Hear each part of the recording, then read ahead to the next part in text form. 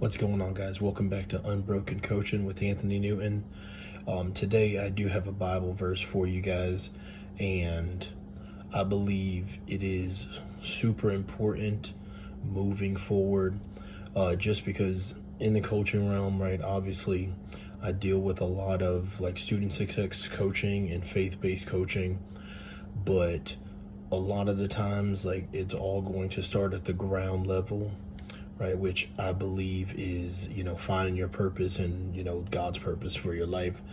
And so it's always important to remember that, God is just, God is grace, God is mercy, right? But we do have to understand that in everything that's going on, right, God is going to allow it for only a time.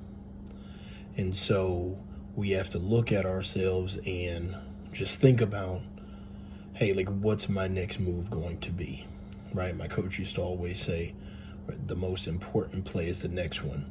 And I believe it's like that in life and on, right? So the verse that I have is from Nahum, right? And one of the minor prophets. Very short book, but there is a lot of lessons in here. And in Nahum, it starts off, and in chapter 1, verse 2, it says, God is jealous, and the Lord revengeth and is furious. The Lord will take vengeance on his adversaries, and he reserveth wrath for his enemies. 3 says, the Lord is slow to anger and great in power, and will not at all acquit the wicked.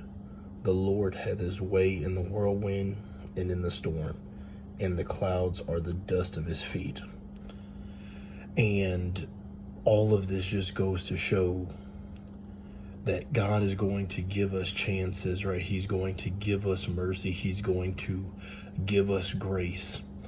And it is for us to not to take that for granted, right? Because it says he's slow to anger, right? But great in power, right? And is furious, right? He reserveth wrath for his enemies, right? And we know that God's enemies, right, are anybody outside just not doing the will of God.